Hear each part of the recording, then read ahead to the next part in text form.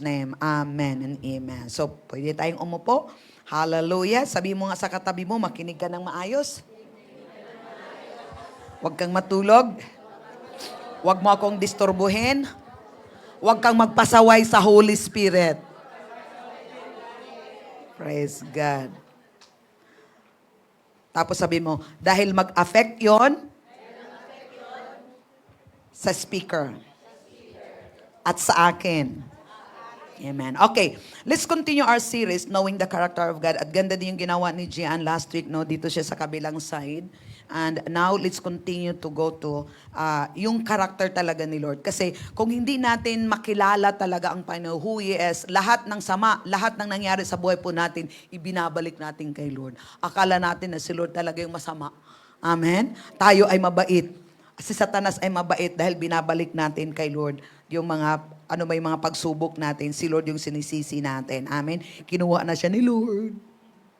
Pinahirapan ako ni Lord. Pinarusahan ako ni Lord. Hindi po ang Diyos ng paparusa. Amen? When God correct us, He correct us in the Word of God. Okay, tandaan po natin, whom He loves, He correct. Tandaan ha? Whom He loves, God is our Father, right? Siya yung tatay natin. So dahil mahal tayo ng tatay natin, dinidisiplina tayo ng tatay natin. Pero ito yon, hindi tayo dinidisiplina sa mga problema. Okay? Hindi yung tool niya na tayo po ay dinidisiplina. Yung problema ay hindi tool ng Diyos na para tayo i-correct. Anong tool ni Lord para tayo i-correct? Yung Word of God, the Holy Spirit, and the fivefold ministry. So tingnan muna natin, 2 Timothy 3 verse 15. I think 3:15. 2 Timothy, the Word of God. Tapos, okay, tingnan natin mga kasi kailangan natin mag-renew tayo ng mind natin. Kasi tandaan po natin, yung confession po natin, yun talaga ang kailangan natin ma-renew yung confession po natin. Okay. Saan ba yun? 16? Okay. Amplified, please, amplified. Okay. All scripture is God's breath, given by divine inspiration, and is profitable for instruction, for conviction of sin. So, yung Word of God, nagko-convict yun ng sin. Hindi siya nagko-condemn, kundi nagko-convict. So, pag mayroon tayong sin at na-condemn tayo, it's not God. It's not God. Okay? So, kaawa yun. Pero pag ang Word of God na-convict tayo, ang conviction kasi it will turn into repentance. So, God is not the God, the Holy Spirit is not the spirit of condemnation. He is the spirit of conviction. Okay. Sinabi niya, all scripture is God's breath given by divine inspiration and is profitable for instruction, for conviction of sin, for correction of error, and restoration to obedience. Kaya hindi tayo dinidisiplina ni Lord sa pamagitan ng kahirapan, problema. So ano yung correction niya? Yung Word of God of error and restoration to obedience. Kaya mayroong challenge na natin, kaya ito yun, pag hindi nga talaga tayo sumusunod sa Panginoon, ano mangyari? Ini-expose natin yung ating sarili sa kaaway. Kaya natutorment tayo, nakukondemn tayo, walang peace. Kaya magulo nga. Pero when the Word comes, ang trabaho ng Word, i-correct niya tayo. I-convict niya tayo. Okay, para ano mangyari? Yung mga error natin, dahil doon nako-convict tayo, babalik tayo, i-restore tayo ng Panginoon sa pagsunod sa Kanya. Okay. For training in righteousness, learning to live in conformity to God's will, both publicly and privately, behaving honorably with personal integrity and moral courage. So ito yung trabaho ng Word. Hindi yung mga problema natin. Amen. Hindi yung mga problema natin yun na si Lord, inaalaw ni Lord. No, hindi si Lord ang nag-aalaw. Kasi dalawa kasi yung sorrow. Godly sorrow and worldly sorrow. Godly sorrow will turn into repentance. Worldly sorrow, death talaga yung worldly sorrow. Okay, so praise God. Next verse. So that the man of God may be complete and proficient outfitted and thoroughly equipped for every good work. So ito yung trabaho, hindi po problema, hindi karamdaman, hindi kahirapan. Lahat yun ay sumpa. Lahat, bakit nangyayari yun? Dahil nga, hindi nga talaga tayo totoong nagtitiwala sa Panginoon yung exhortation kanina. Kaya ito yung nangyayari. But when we embrace the Word of God, okay, when we believe the Word of God and obey the Word of God, anong gagawin ng Word of God? I-restore tayo ng Word of God to obey God. Ngayon, pag nag-obey na tayo, susunod ka na, may pangako yan, then you will enjoy your days in prosperity and years in pleasure. Meron bang problema? Yes, merong problema. But you're no longer affected because you are now obeying God. Amen. Kasi andito pa tayo dito sa world. In this world, we have plenty of tribulation, but take heart, I have overcome the world. Yung kanina sa devotion natin, we need the shield of faith. We put it in our face, in front of us, to fight against those walls of the devil. Amen. Kaya kailangan natin. So the more we are rooted in the Word of God, the more we increase in the knowledge of God, the more we apply the Word of God in our life, the more Satan cannot come near us.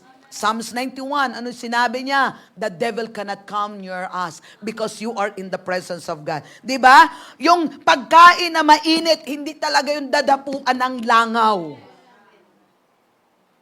Pero yung pagkain, nilagay mo sa lamesa, malamig na, pagpepiestahan talaga yun ng langaw. Kung ikaw ay Kristiyano, umaapoy sa init. Walang demonyong makalapit sa iyo. Amen. Hallelujah. Same condition, different result. Ikaw ba ay Kristiyanong lang lalamig, nilalagay sa lamesa, puno ng problema.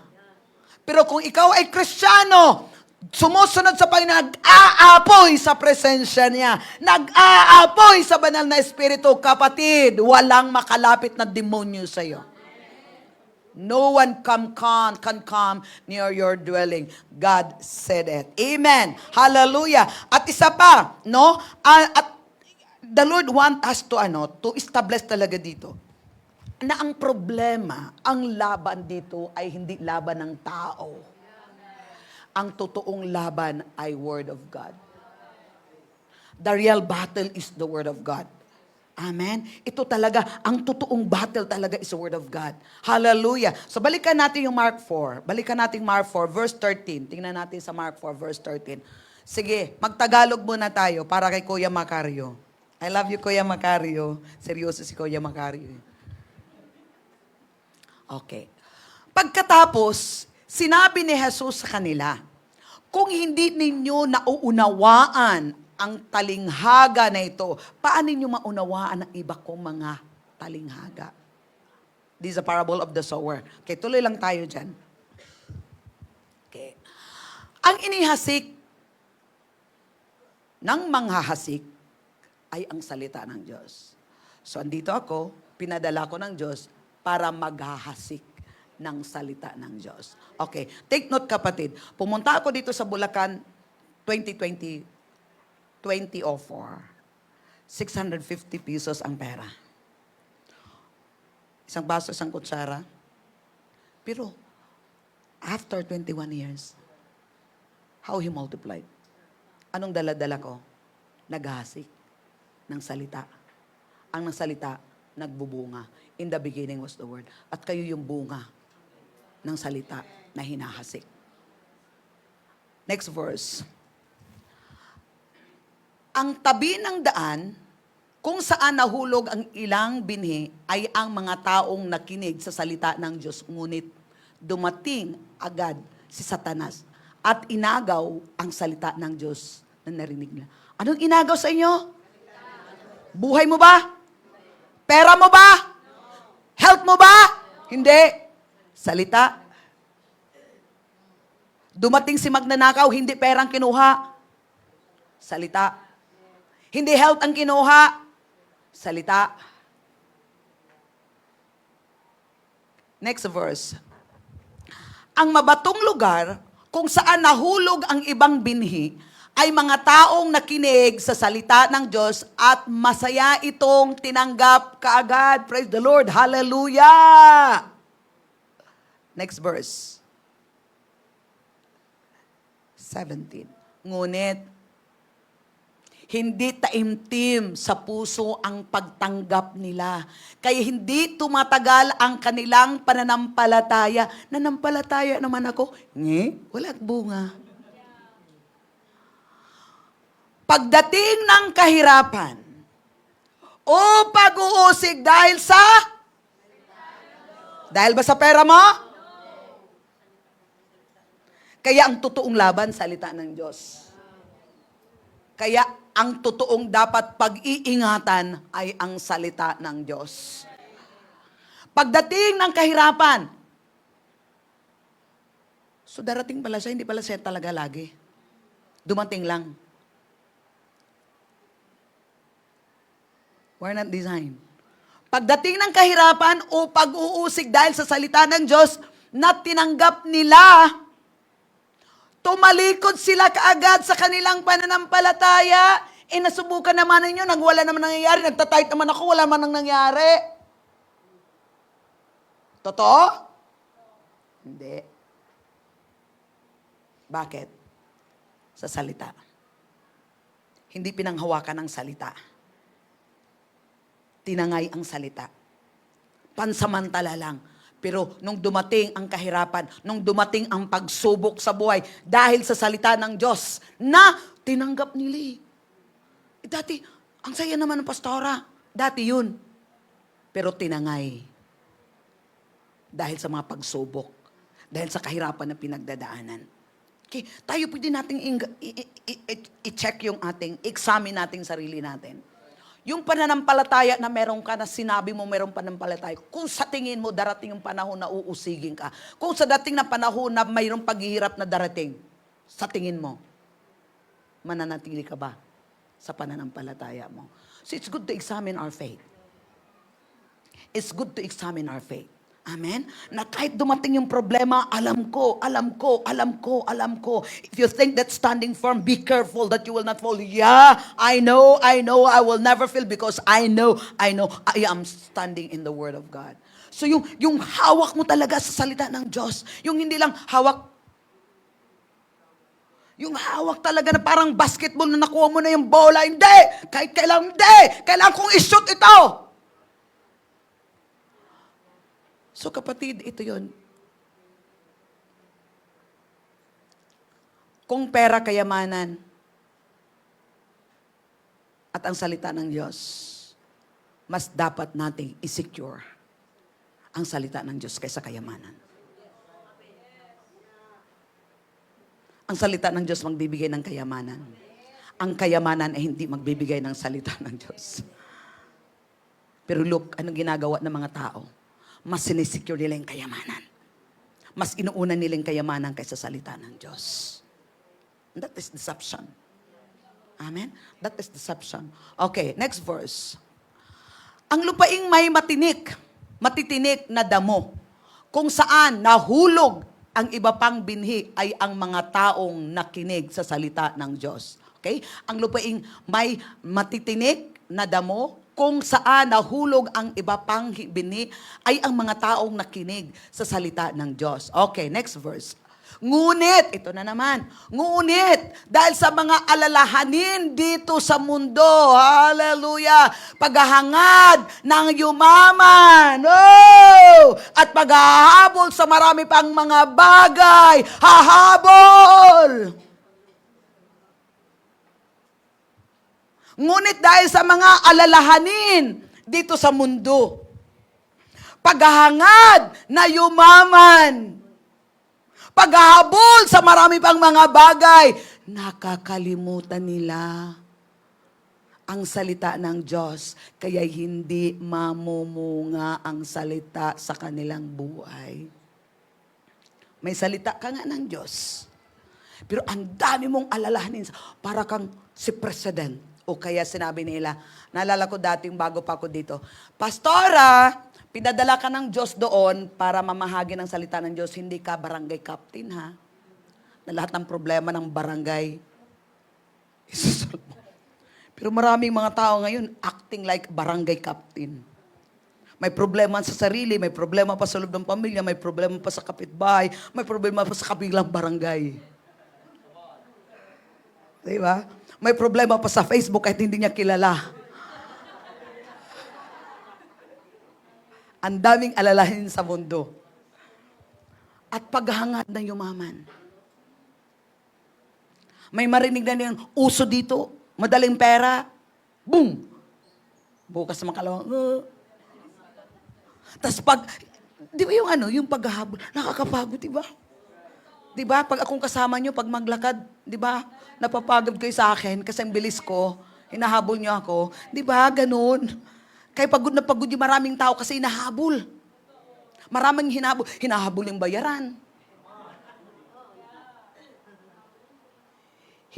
Hinahabol yung mga bills. Di ba? Kung ano yung mga hinabol-habol. At ang nangyari, nakakalimutan nila ang salita ng Diyos. Why? They are now busy of other things.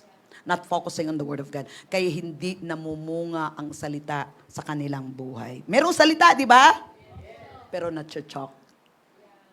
Dahil sa the cares of the world, the deceitfulness of riches, the desire of other things, entering in, choke the Word.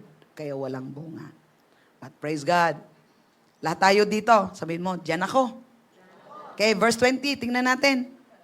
Ngunit, ang mabuting lupa, desisyon mo din yon. Ngunit ang mabuting lupa na hinahasika ng binhi ay ang mga taong nakikinig ng salita ng Diyos at tumangkatanggap nito. Tingnan mo katabi mo kung nakikinig ba. Pwede ka namang nakikinig pero hindi mo tinatanggap. Tingnan mo ha, nakikinig ng salita ng Diyos at hindi lang nakikinig, nakikinig naman ako. Ang tanong, tinatanggap mo. Unseparable yun ha.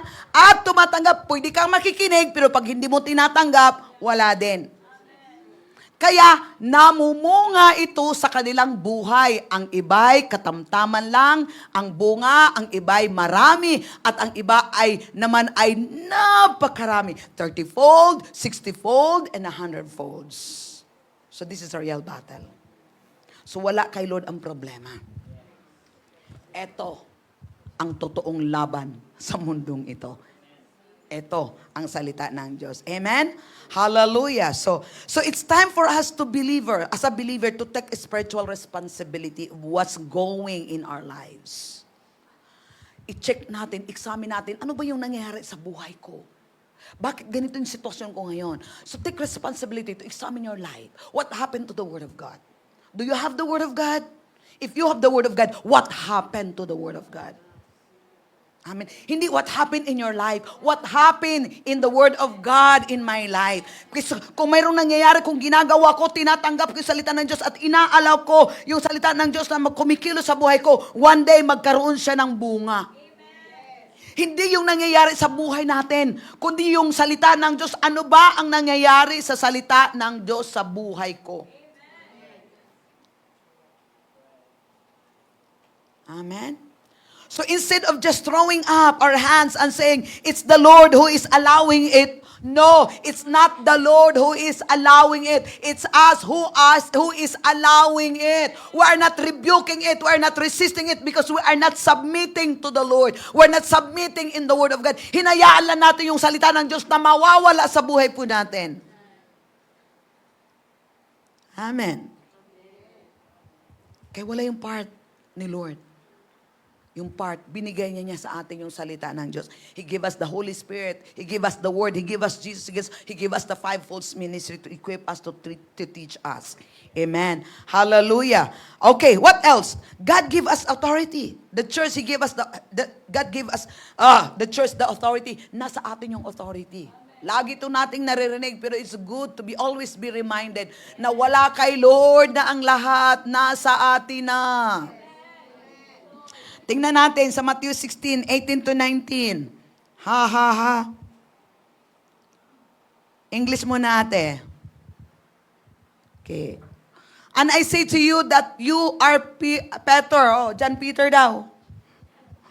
And on this rock, I will build my church. And the gates of Hades. Grabe naman halakak ni Ana, narinig ko dito eh. Hades shall not prevail against it. Next verse. And I will give you the keys. Kapatid, keys, susi of the kingdom of heaven. And whatever you bind on earth will be bound in heaven, and whatever you loose on earth, it will be loose in heaven. Kaninong authority binigay? Sa atin. Punta tayo sa Tagalog, verse 16. 18 pala, 18. At ngayon, sinasabi ko sa inyo na ikaw, Pedro, ikaw, Marites, ikaw, Nelda, mag-roll call ako dito. No? At sa batong ito, itatayo ko ang aking iglesia. Hindi iglesia ni Kristo na may tinik-tinik.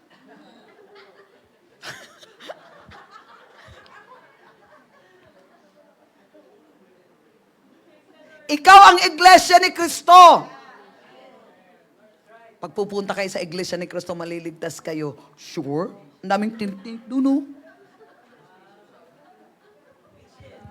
At sa batong ito, itatayo ko ang aking iglesia at hindi ito malulupig kahit ang kapangyarihan ng kamatayan. Hindi ka malulupig kahit ng kapangyarihan ng kamatayan. Tapos sasabihin mo, kinuha na siya ng Diyos.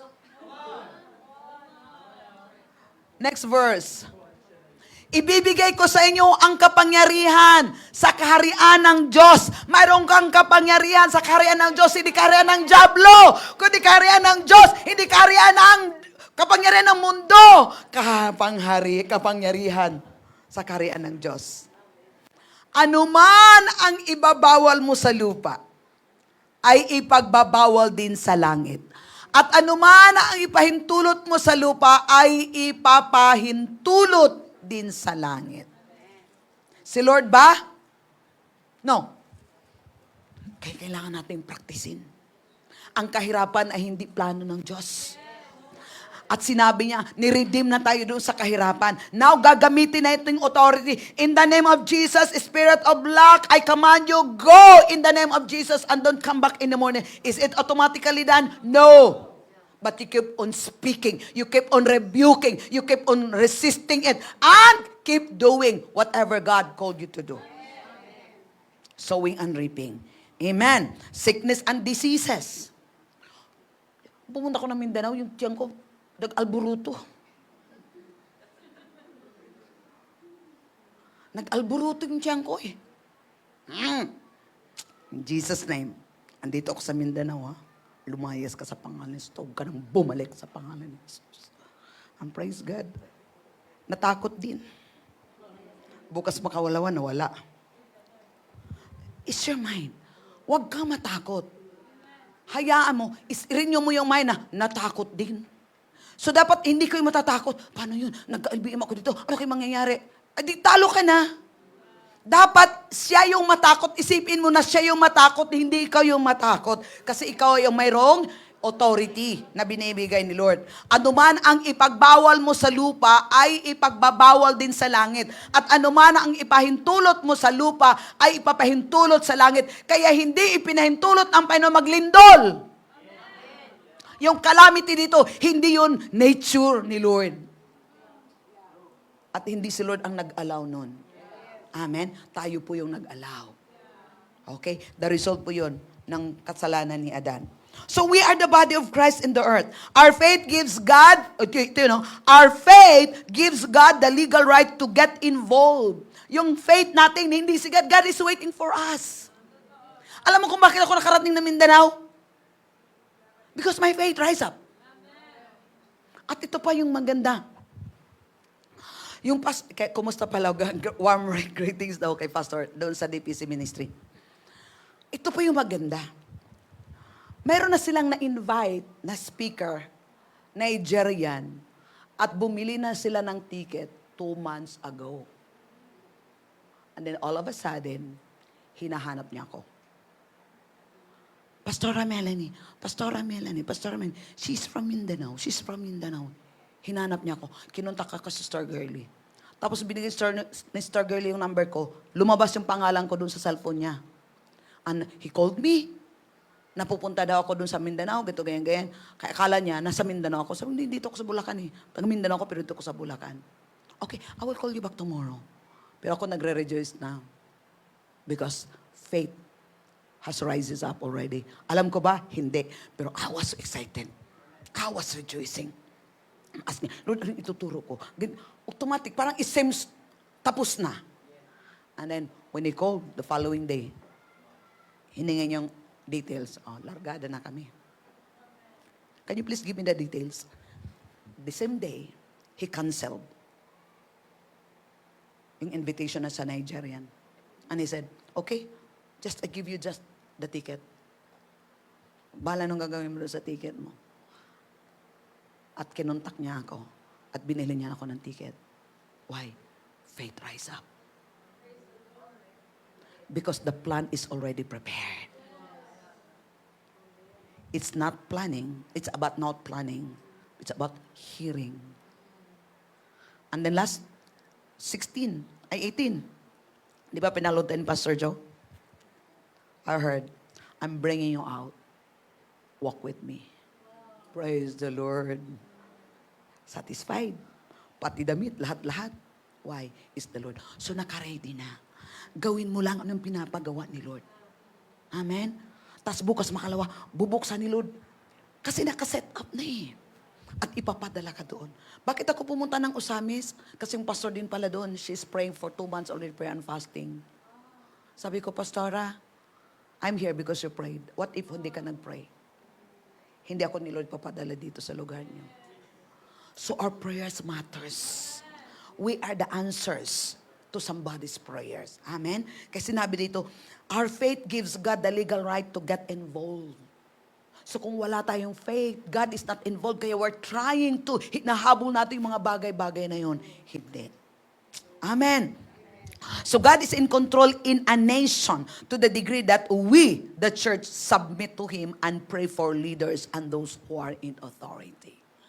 Kapatid, ngayon, please lang, sinabi to ni Gian ng linggo, please, pray for your leaders. Don't speak against your leaders. Kapon doon ako sa palengke. Tapos, humingi ko ng discount. Tapos sabi niya, ay ma'am, hindi kasi ma'am, kasi yung amo namin ma'am, ganito, ganyan. Psst, don't speak against your amo. Bless your amo. Hindi mabait naman, pero, ops, don't speak against your amo. Sa palengke yun ops, don't speak against your amo. They are your amo. Amen? Don't speak anything against your amo. Oops! Don't speak. Okay, tingnan natin sa Tagalog. 1 Timothy 2, 1 to 6. Okay, ito yon. Please lang. Si Gian nung Sunday, please. Alam niyo po, yung saying against our leaders and authority, alam mo, ikaw at ang pamilya mo, napapahamak. Akala natin wala lang yon. But when you speak against our leaders and authorities, you are bringing curse in your life and in your family. Kaya please lang, don't speak anything against our leader. And we have no right to judge them. We are not in their position.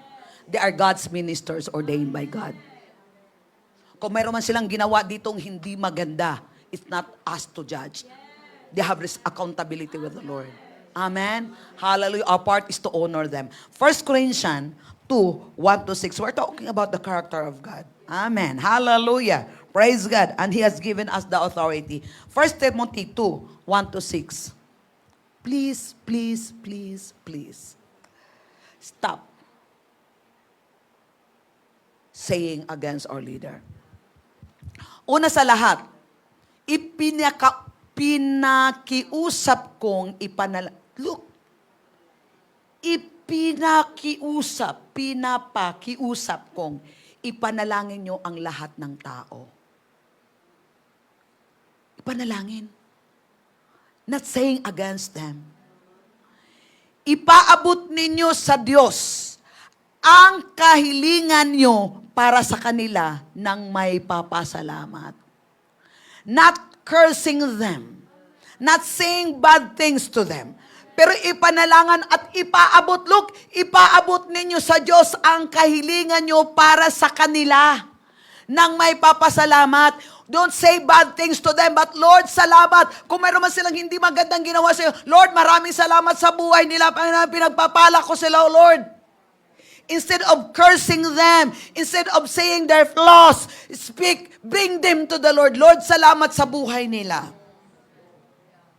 Ipaabot mo ninyo sa Diyos ang kahilingan nyo para sa kanila. Hindi yung kahilingan mo para sa'yo, para sa kanila. Nang may papasalamat. Next verse. Ipanalangin nyo ang mga hari at ang mga kapangyarihan para makapamuhay tayo ng tahimik at mapayapa na may kabanalan at tamang pag-uugali. Kapatid, pag ipanalangin natin ang mga tao, pag ipanalangin natin yung mga leaders natin, tayo ang mga pagbe-benefit, we will live a quiet life. Look, mga hari, kapangyarihan, para makapamuhay tayo ng tahimik.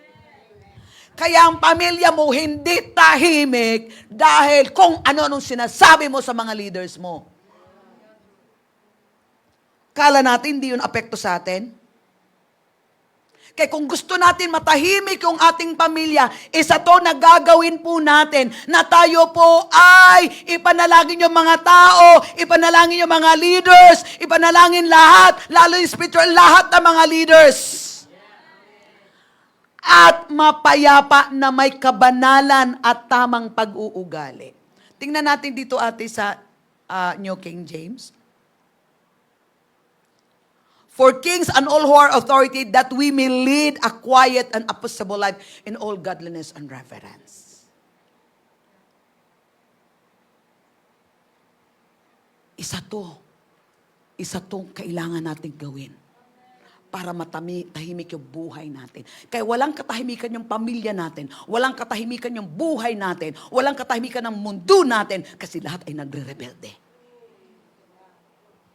If you are not praying your leaders, you are rebelling against God. That's why we experience trouble in our life, trouble in our family. Amen? Speaking against members of the family is wrong.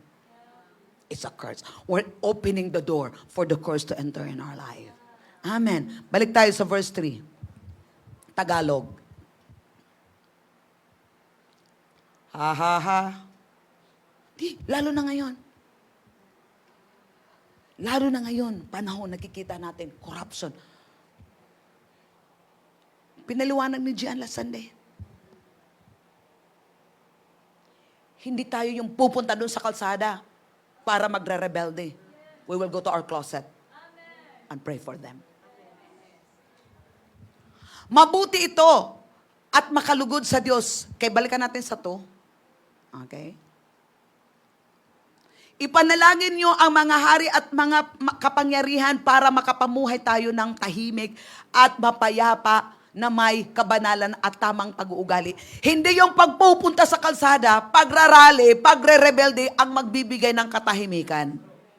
Ang totoong katahimikan na ibibigay ng Diyos kung tayong lahat pupunta sa church at mananalangin, pupunta sa individual closet natin at ipanalangin natin, because when we pray, we're authorizing God to move in their lives. There's a dunamis power to move in their lives. Remember that we are the authorizer. Next verse. Verse 3. Mabuti ito. Ano daw? Mabuting ipanalangin yung mga tao. Mabuting ipanalangin yung mga leader. At, sinabi niya, at nakalulugod sa Diyos na ating tagapagligtas. If you are saying against people, if you are saying against our brothers and sisters, if you are saying against our leaders and authority, it will cause trouble in your life, it will cause trouble in your family, at hindi yun makakabuti sa iyo.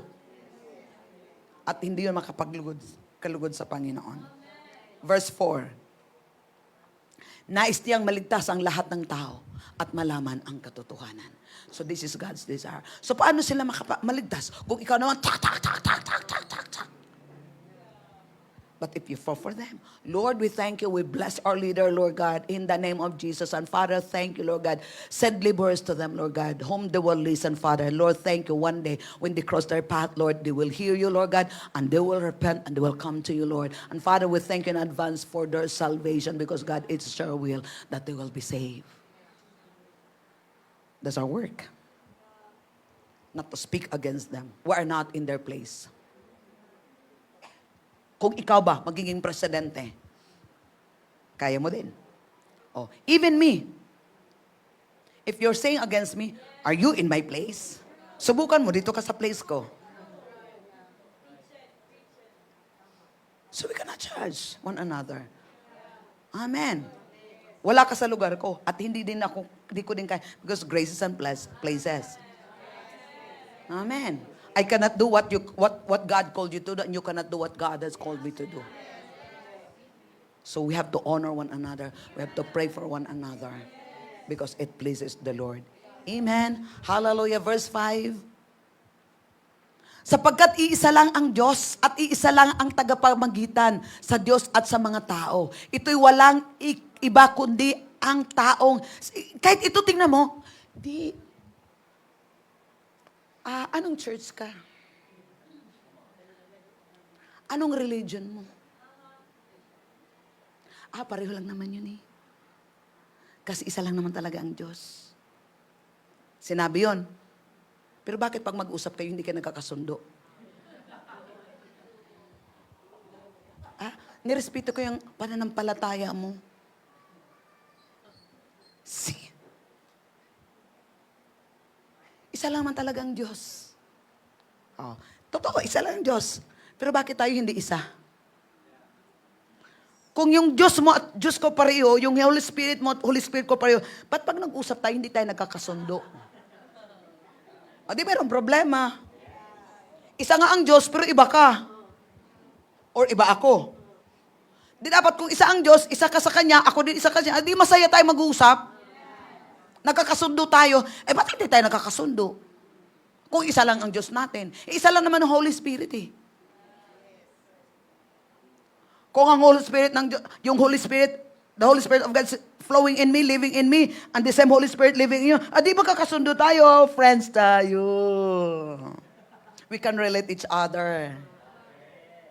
Pero ba't hindi? So, hindi pareho. Isa nga lang Diyos, pero iwan ko kung saan ka. Pero ako alam ko. Dapat ikaw din alam mo.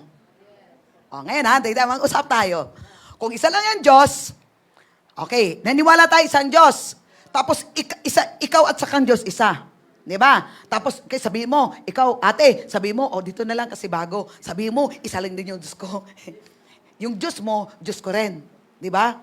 Dapat, pag mag-usap tayo, nagkakasundo tayo. Kasi yung Diyos mo, Diyos ko rin. Yung Holy Spirit na nasa iyo, pareho din. Bakit pag mag-usap tayo, iba? Iba yung tunog mo, iba yung tunog ko. So, mayroong problema. Dito tayo ngayon mag-uusap. Saan ba talaga may problema? Yun na yun, examine mo sarili mo. Huwag tayong magmangyabang. Kasi, ito kasing turo sa inyo. Bakit? Isa lang naman ang tinuturo din. Di ba? Kung ano-ano yung sinasabi. Kasi, yung turo nyo ganun eh. Yung turo namin, di ba? Bakit? Isa lang naman yung Bible. Isa lang naman yung Holy Spirit. Ito ang problema. Kung paano tinuturo. Yun! Kung paano kasi tinuturo. Ang tanong, bakit ibang turo nila? Kasi ganun din ang pagkaturo sa kanila. Di ba? Turo-turo na. Yun. Bumalik na tayo ngayon sa Genesis 3. Turo-turo. Pero kung truth-truth ka, wala nang turo-turo kasi truth-truth ka.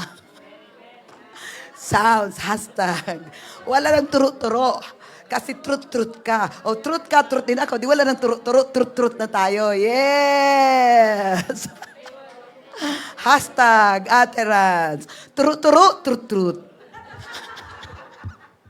Kaya pag nagtuturo ka, wala ka pa sa truth ka. Para wala tayong turo-turo. Di ba? The truth will set you free. So kung nasa truth tayo, ikaw nasa truth, di walang gulo.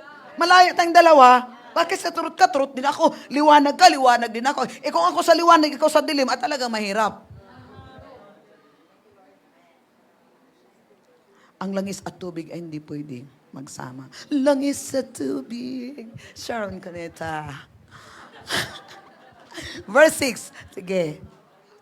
Ibigay niya, tapos na ba tayo sa verse 5? Akit muna tayo. Isa lang ang Diyos, kundi si Kristo. Amen? Next verse. Ibinigay niya ang buhay niya bilang pagpantubos sa lahat ng tao. Ito ang nagpapatunay na nais ng Diyos na maligtas ang lahat ng tao at inihayag niya ito sa takdang panahon. So maliwanag, God give us the authority. Amen. No judging. Amen. Examine ourselves. Am I in the truth? Kaya it's good talaga to check. Yung mga tinuturo, ito ba yung tinuturo? Kaya kung hindi ka nagbabasa, kung hindi mo in-acknowledge ang Holy Spirit sa buhay mo, ano mangyayari? Kaya naniniwala ka dun sa hindi totoo. Kasi ang binasihan mo yung religion nyo. Meron pa akong mga narinig namimili ng simbahan ano kami? Bakit doon ka? Kasi mas nagustuhan ko yung mga doktrina nila. It's not about the doctrine. Amen? So, kanino yung kagagawan? Kay Lord ba yun? Hindi. Yun yung kasi hindi nananalangin sa leaders. Kung balikan natin, bakit nagkaroon ng confusion? Because they're not praying their leaders. If you are not praying me, hindi kayo makakarinig ng ganito mga preaching. Because if you pray for your leaders, you are the first beneficiary. Amen? So it's good to always pray for our leaders. Kaya maraming gulo. Even churches, maraming gulo. Bakit tayo napunta doon? Mayroon ba bang mga churches na ang pastor parang katulong? Walang boses. Kasi ang congregation mayroong boses. Tapos may kontrata. Tapos silang mamimili kung sinong gusto nilang pastor.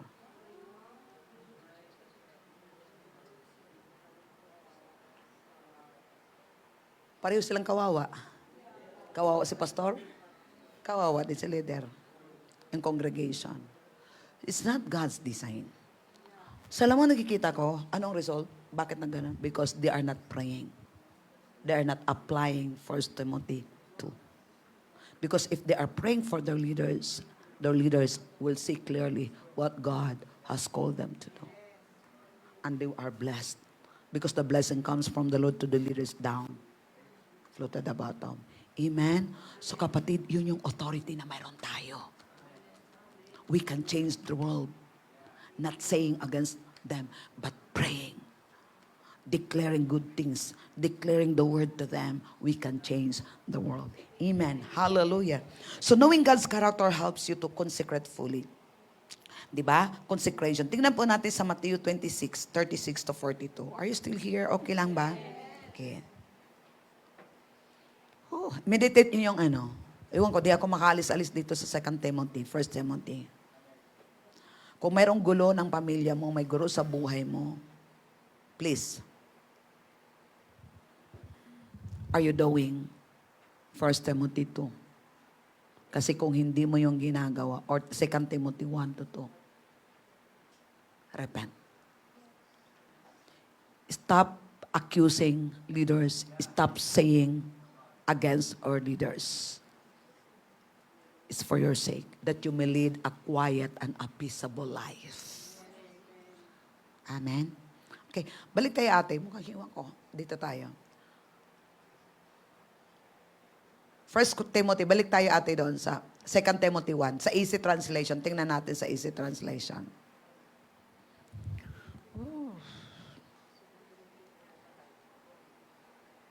Lalo ng panahon ngayon, grabe.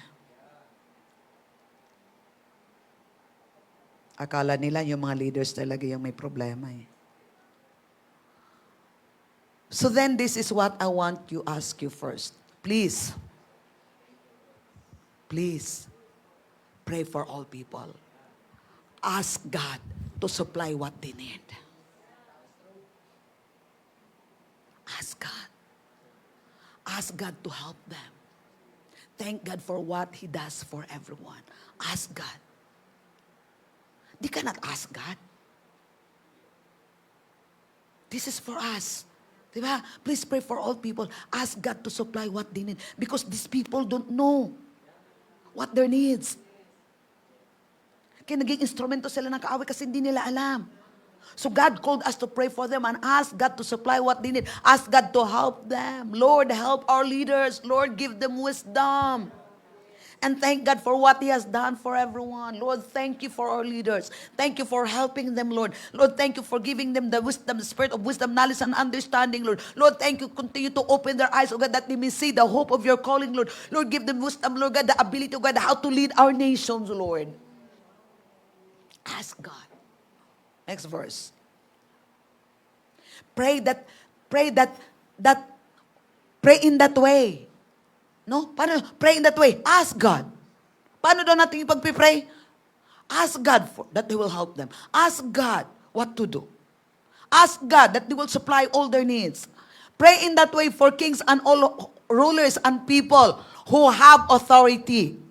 Pray for God to help them so that we may live our lives without trouble or danger. Sino nagbe-benefit? Tayo. Kaya yung buhay natin magulo, nganong bumalik tayo doon. Pray for our leaders. Pray for God to help them so that, sila ba? Hindi. So that you who pray for them may live our lives without trouble or danger. Then we can live in a good way that respects God's and other people. Without your prayers, you will not be delivered from troubles. Amen? Kunting nakikita mo lang sa Facebook, stop it. If you want na maalis tayo sa trouble. Amen? This is God's word. Ito yung solusyon. Ito yung sagot sa ating mga problema ngayon. Ano mang trouble pinagdadaanan natin, ito yung isang sagot. Ipanalangin sila. Di ba even Job ba yun, Job? When Job prayed for his friends, na-offend siya dun sa mga sinasabi. Ano nangyari? The Lord restored. Yun naman talaga eh. Kasi na-offend siguro dun si Job dun sa mga friends niya. Then when he prayed to his friends, ibig sabihin, pinapatawad na niya yung mga friends niya. And then the Lord restored. So kung gusto natin na ma-restore yung pamilya natin, kung gusto natin ma-restore, pray for our leaders. Amen. Hallelujah. Next verse. It is good that we should pray like that. It makes God, our Savior, happy. Do you want God to be happy? Pray. Pray for our leaders. Pray for people. Paano ipagpipray? Na mawala na sila sa posisyon nila? Hindi. Ibagsak! Ibagsak! Hindi!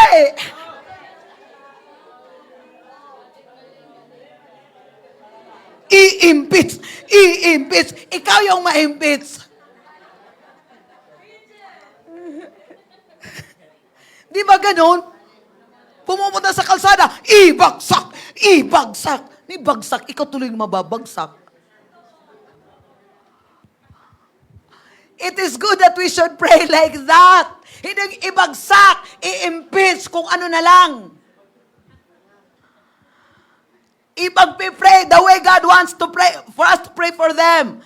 It makes God, our Savior, happy. He wants to save all people. He wants everyone to know His message about what is true. Kasi hindi nga nila alam. When we pray, God will move. Ikaw nagka-curse ka. Di ikaw number one na una. Because you will have what you say. Amen? Next verse. Woo! There is only one God. There's only one person who brings God and people together. Sinong pangalan yon? Si Jesus.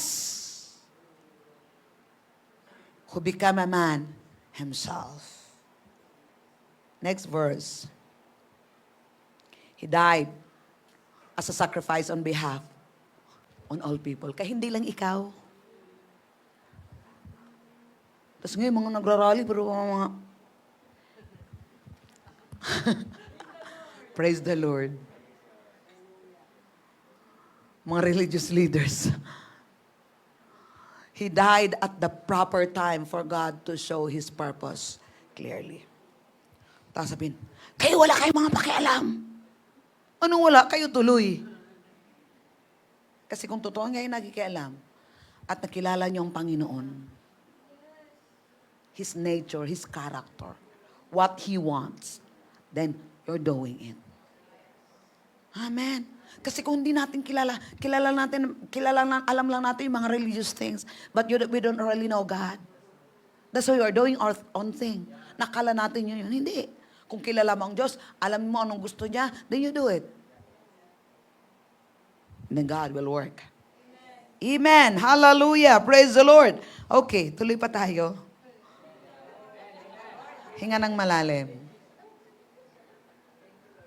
Hinga. Sige nga, silipan nga natin sa message. Ala, dito na tayo ngayon magbababad. May kailangan talaga ng deliverance dito. Praise the Lord. Thank you, God, for the... He sent His word and delivered us. Okay, message translation, Ate Ana. Magbababay tayo. Are you in a hurry? Do you want to learn? Yes. Do you want to be blessed? Yes. So magbababad tayo kung saan tayo ibababad ni Lord. Amen? The first things I want you to do is pray. Ano daw? First thing. The first thing I want you to do is pray. Not maritis. Pray every way you know how. For everyone you know. Next. Pray especially for rulers under governments. Ito maliwanag, gobyerno. Under governments to rule well, so we can be quietly about our business of living simply in a humble contemplation. Pray especially for rulers under governments to rule na maayos nila, magawa nila ng maayos. Para we can be quietly about our business of living simply in humble contemplation. Next verse. Hanggang 6. This is the way our Savior God wants us to live. Ano? Pray. First of all, pray. Ito yung gusto niya tayo mamumuhay. Pray. Hindi lang, Lord, pahingi. Lord, pahingi. First of all, pray for all people. Hindi yung pahingi, hindi yung mga need mo. First of all, pray for people. Pray for leaders. Sa kanilang mga pangailangan mo. Next verse. He wants not only us, but everyone saved. You know, everyone to get to know the truth of Lord. Truth. So, makilala nila. Alam nilang katotohanan. Next verse. That there's one God and only one, and one priest, mediator between God and us, Jesus. Next. Who offered Himself in exchange for everyone held captive by sin, to set them all free. Eventually, the news is going to get out. Gusto ba nating matulungan natin ang bansa natin? Let's do the first thing first. Yun ang maitutulong natin sa bansa natin. At yun ang matutulong natin sa buhay natin, sa pamilya natin. Kung una sa lahat, ipanalangin natin ang mga tao at ang mga leaders. Can I give a favor? Na pwede ba natin sa araw na to, itigil na natin yung pagsasalita against our leaders. Matitim kang magkukomment sa praise the Lord. Thank you, Lord. Help them, Lord, to do well. Instead of saying their flaws, Lord, I pray, help them, Lord, to do well. Kasi wala tayo sa place nila. Sila may flesh, ikaw may flesh. Kung wala silang Kristo, mas lamang ka. Kasi meron tayong Kristo. Kung nahirapan ka nga na mayroong Kristo, mas lalo silang nahirapan kasi wala silang Kristo. So, anong matutulong natin? Help them. Kasi ang magbe-benefit, ikaw din. Amen? Ito si Kapitan, ito si Mayor, ito si ganito, ganyan, ganyan. Presidente.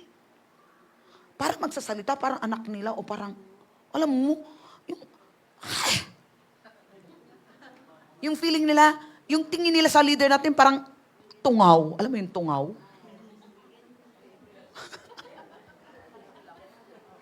Parang feeling nila mas may alam sila. Mas marunong sila. Stop that. It's evil.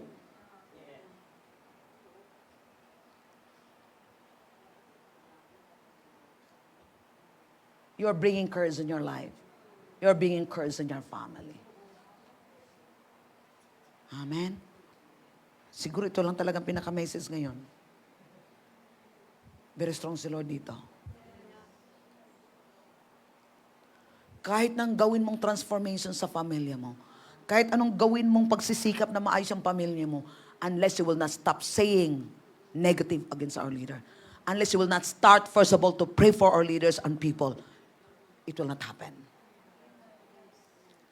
Biblical yun eh. Ito yung pinaka-number one solution sa buhay mo, sa pamilya mo, at sa bansa natin. Amen? At sinabi niya, ito yung magbibigay ng kaluguran sa Diyos. Nalulugod siya. Ito yung nais niyang gagawin natin. Kung ito yung nais ang gagawin ng Diyos sa atin, kung ito dito siya maging masaya. Sige, sa Easy Translation, verse 3 ba yun? Look, it is good that we should pray like that it makes God our Savior happy. Kung ito naman, yung anak, pwede ba akong maging masaya sa buhay mo? Pwede mo ba akong pasahin? Ipag-pray mo yung mga leaders. Ipag-pray mo ang mga tao. Maging masaya ako. Kaya malungkot ka sa buhay mo, kasi hindi maging masaya ang Diyos sa'yo. Unang-una, hindi ka nanalangin sa tao. Hindi mo pinapanalangin yung mga leaders. You're saying curse, negative. Ang galing mo pa kaysa kanila. Kita natin. Is God helping us to see the truth now? Anong solusyon? Simple lang, di ba? Yun. Kung tatanggapin daw natin. Hindi lang tayo makikinig. Kanina, Mark, di ba? Kung nakikinig lang tayo at hindi natin tatanggapin yon, walang mangyayari. Pero ngayon, I release my faith na nakikinig kayo at tinatanggap nyo, gagawin nyo, ipanalangin ang mga tao at ang mga leaders na yon.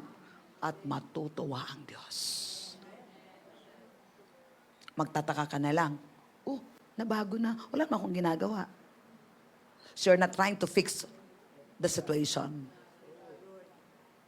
Parang bumalik yun, same condition, different result. Because now, you start praying your leaders and people. You're releasing blessing to them. Lord, pag hindi nila alam, Lord, help them to do well. Lord, give them wisdom. Lord, I add supply to them, Lord God. I don't know their needs, God, but Lord, you know their needs, Lord. Lord, my part. Oh, ramasike na manga. Ipapray mo. Oh, ramasok mo. Habang nagpipray in tongues ka, parang binubuhos mo yung spiritual supply. Oh, ramasok kolomonga, ramanzo, kolomonga lama. Bless our leaders, Lord. Hallelujah. Can you please stand up? Let's pray together. Dito